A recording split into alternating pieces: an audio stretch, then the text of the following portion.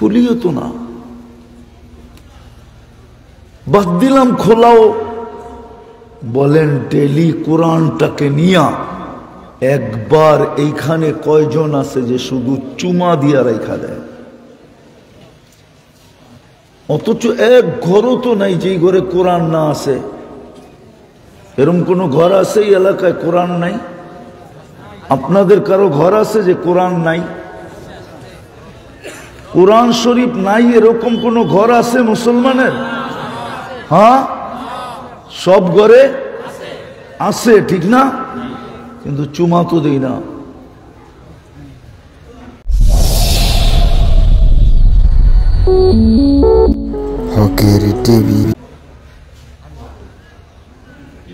কোরআন তো বিরুদ্ধে চলে গেছে, কাঁদতেছে।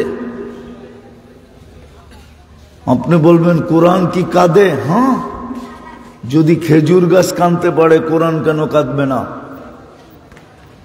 আল্লাহর রসুল জুমার দিন যেই খেজুর গাছে পিঠ লাগায়া দাঁড়ায়া ট্যাগ দিয়া খুতবা পড়তেন, মেম্বরে পা দেওয়ার সাথে সাথে তো ওই খেজুর গাছ কান্না করলো, চিৎকার দিল। মসজিদে নববীতে প্রত্যেক মানুষ ওই খেজুর গাছের কান্না শুনল।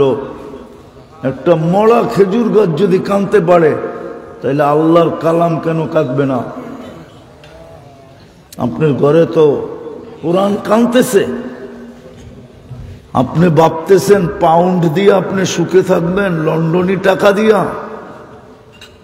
আমেরিকান ডলার দিয়া, আর ইউরোপের ইউরো দিয়া, আর মিডল ইস্টের রিয়াল আর দিরহাম দিয়া, আর দিনার দিয়ে আপনি সুখে থাকবেন? এই জন্যই তো মুসলমানের আজকে এই দুরবস্থা।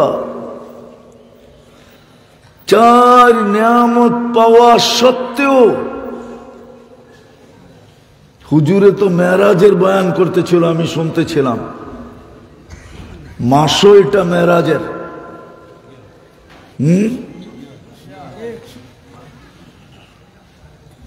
মাসও এটা মেরাজের। মেরাজ বয়ান করতে আমি চাইতেছি না। মেরাজের কারণ একটা না, অনেকগুলা, অনেক কারণে মেরাজ হয়েছে। মেরাজ এক কারণে হয় নাই।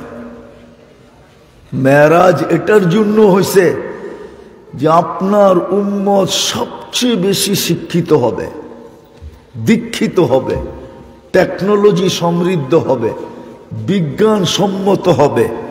শোনা কথা বললে বিশ্বাস নাও করতে পারে। বন্ধু উঠা আসেন, দেখা যান, তারপরে বলেন। এই জন্য মেরাজ।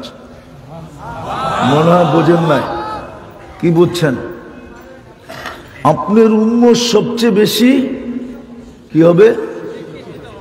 শিক্ষিত হবে। আপনার উম্মত সবচেয়ে বেশি টেকনোলজি সমৃদ্ধ হবে। আপনার উম্মত সবচেয়ে বেশি বিজ্ঞান সম্মত হবে। আপনার উম্মত আকাশের সাথে কথা বলবে। বিদায় শোনা কথা নাও মানতে পারে। বিদায় বন্ধু আইসা দেখা যান, সবাই শুইনা শুনাইছে, শুনাক, তাতে কিছু আসে যায় না। ওরা মানলে মানুক, না মানলে না মানুক, তাতেও কিছু আসে যায় না।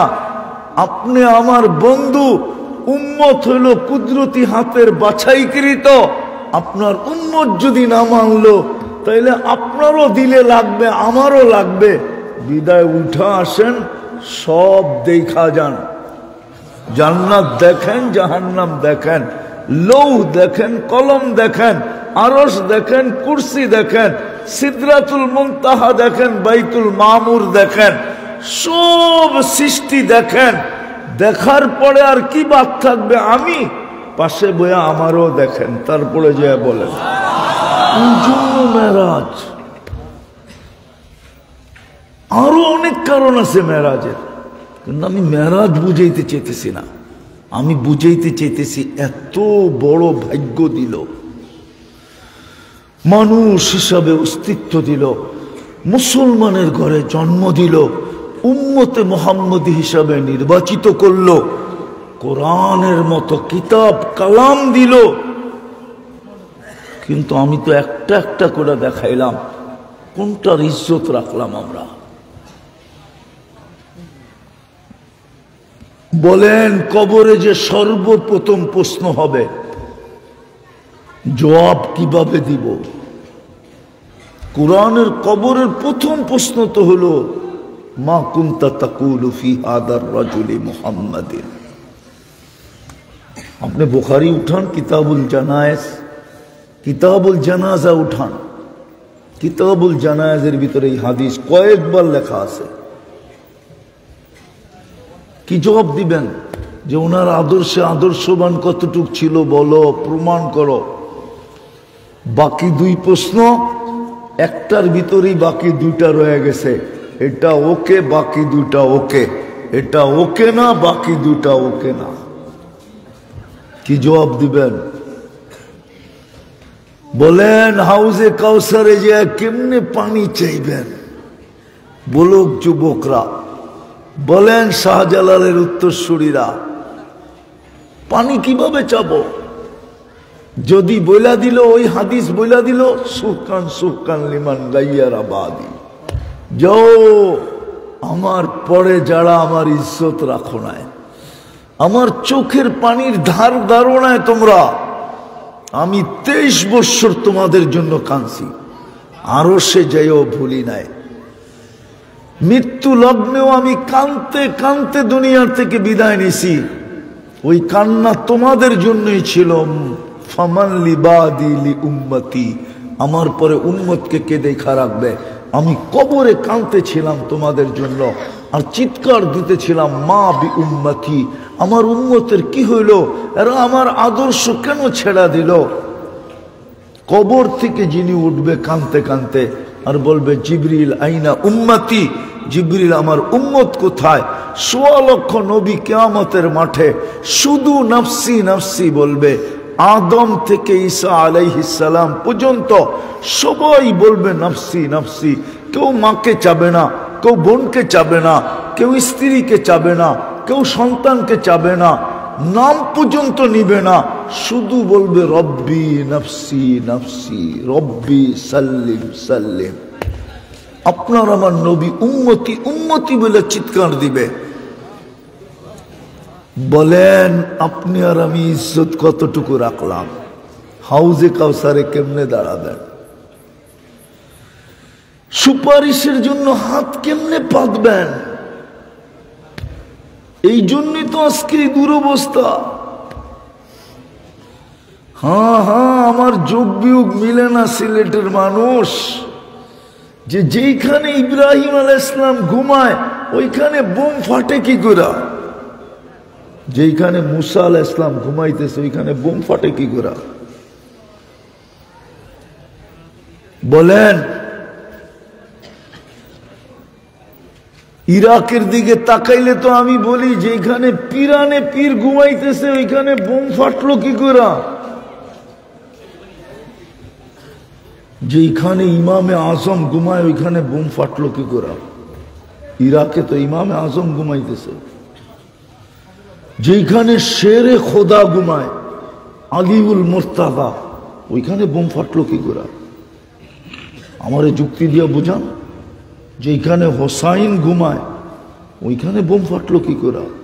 কলিজার টুকরা ঘুমাইতেছে হোসাইন।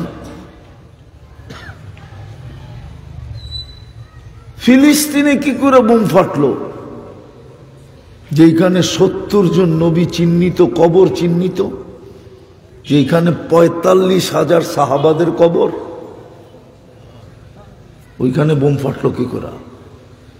যেখানে মুসলমানের প্রথম কেবলা, ওইখানে বোম ফাটলো কি করে? যেখানে মেরাজের রাত্রে, মেরাজের মাস না এটা, ১৬ লক্ষ নবীদের সশরীরে সম্মেলন ছিল মেরাজের রাত্রে। ১৬ লক্ষ নবীদের সশরীরে সম্মেলন ছিল। সবার ইমাম মুহাম্মদুর রাসূলুল্লাহ ছিল, যিনি ইমামতি করলেন। যার পাও লাগলো বাইতুল মুকাদ্দাসে ওইখানে বোম ফাটে কি করে? আমারে যুক্তি দিয়ে বুঝান। ফাটবে না তো ফাটবে না কেন? আল্লাহ বলে এহসান করতে তো কম করি নাই, রত্ন দিতে তো কম দিই নাই, মানুষ বানাইলাম, মুসলমান বানাইলাম, উম্মতে মুহাম্মাদি হাতে কুদরতি হাতে বাছাই করে নির্বাচিত করলাম, কোরআনের মতো কালাম দিলাম। কিন্তু তুই আমাকে বল, এরা না আমার ধার ধারলো, না আমার রসুলের আমার বন্ধুর ধার ধারলো। এই জন্যই তো এক হাদিসে আছে, একদিন আসবে, আল্লাহর রসুল বলছেন, আনা হুম বুরাআউ মিন্নি ওয়া আনা বারিয়্যু মিনহুম। একদিন আসবে উম্মত, আমি তোমাদের দিকে তাকায় দেখব না, কেননা তোমরা আমার দিকে তাকায় দেখো নাই। আমার কান্নার দিকে তোমরা তাকাও নাই, আমার পেটের পাথরের দিকে তোমরা তাকাও নাই, আমি যে দাঁড়ায়া ক্ষুধার কারণে নামাজ পড়তে পারি না এটার দিকে তোমরা তাকাও নাই, আমার দুই মেয়ে যে তালাক হয়েছে এটার দিকে তোমরা তাকাও নাই, আমার তয়েফের মাইরের দিকে তোমরা তাকাও নাই, আমার কিচ্ছুর দিকেই তোমরা তাকাও নাই, বিধায় আমিও তোমাদের দিকে তাকাবো না। ওলামাদেরকে কিতাবের নাম বইলা দিতেছি, পড়া দেখেন।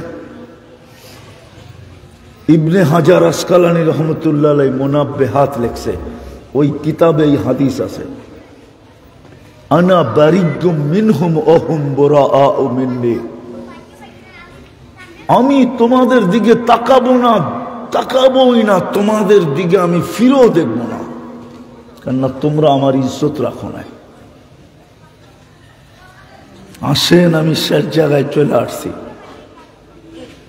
আসেন তওবা করি, তওবাকে অভ্যাস বানাই।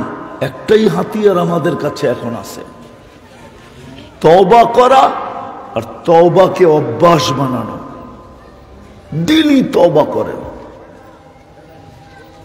তওবা করেন সকাল বিকাল, আর চলেন আমরা ইউটার্ন নেই, ফিরি। এক তো তওবা, দ্বিতীয় হলো ফিরি, ওই দিকে ফিরি, নাইলে হবে